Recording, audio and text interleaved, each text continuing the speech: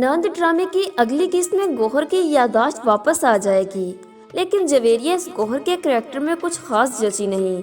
गौहर का अपना चेहरा इतना मज़ाहिया खेज होता था जब वो गुस्से से आंखें निकाल कर देखती थी। इसकी एक्टिंग देखकर लग रहा है कि गौहर बनने की नाकाम कोशिश कर रही है। आने वाली एपिसोड में आप देखेंगे कि गौहर को अपनी माँ की याद आई तो उठकर अपनी माँ के कमरे में चली आई और माँ के बेडरूम में माँ की तस्वीर देखकर रोती है।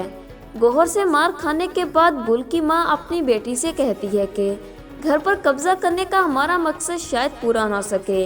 हम यहाँ से वो सब छीनने के लिए आए हैं जो हमारे नसीब में नहीं है, लेकिन मैं भी इतनी जल्दी हार नहीं मानूंगी। एक एक करके इन सबको ज़मीन में गाड़ दूंगी। अब हमारा अगला शिकार गौहर होगी। गौहर को हम जहर देंगे, लेकिन इसका नाम अफशा पर आएगा। सबको पता है कि अफशा गौहर का ख्याल रख रही है। एक तीर से दो शिकार। ये दोनों माँ बेटी प्लानिंग तो कर रही थी, लेकिन अफशा इनकी बातें सुन लेती है और परेशान है कि ये असलियत है दोनों माँ बेटी की। अफशा पहले से ज्यादा गौहर का ख्याल रखना शुरू कर देती है कि कहीं गौहर को कोई नुकसान ना हो और फिर इल्जाम मुझ पर लगेगा। ऐसे में अफशा गौहर के लिए खाना बनाकर लाती है।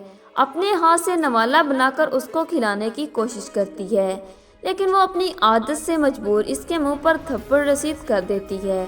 जिसके बाद गौहर की माँ खाने की ट्रे सजाकर कमरे में लाती है कि तुमने ना जाने क्या खाने में मिलाया है जो गौहर खा ही नहीं रही, इसलिए मैंने गौहर के लिए स्पेशल खाना बनाया है। गौहर मेरे हाथ का खाना खाएगी।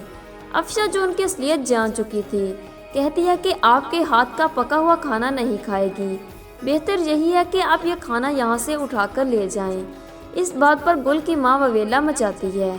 हसन को कहती है कि अफशा ने मेरे साथ बदतमीजी की है, पता नहीं क्या क्या गौहर को खिला रही है, कौन से तवीज़ पिला रही है। गौहर बजाय ठीक होने के और भी ज्यादा पागल होती जा रही है। और जब मैंने अपने हाथों से अपनी गौहर बेटी के लिए खाना बनाया तो अफशा वो खाना खिलाने से इनकार कर दिया।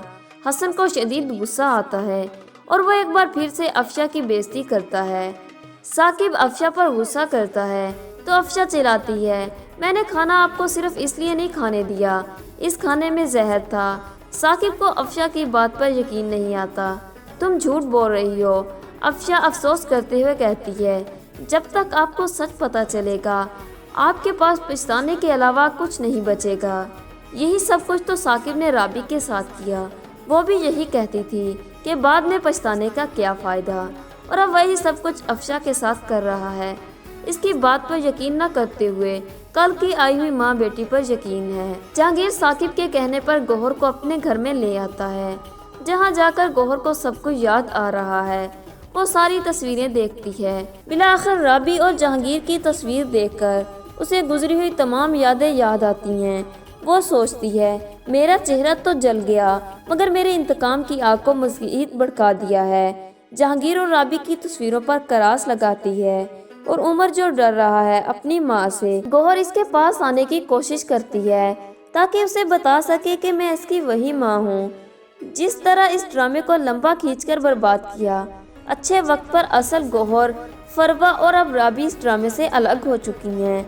वो जानती थी कि ड्रामे को सिर्फ बुरे अल्फाज ही मिल रहे हैं। एक अच्छे मोड़ पर इसका इख्तिताम हो सकता था, लेकिन उन्होंने रेटिंग के चक्कर में ड्रामे का सत्यानाश मार दिया।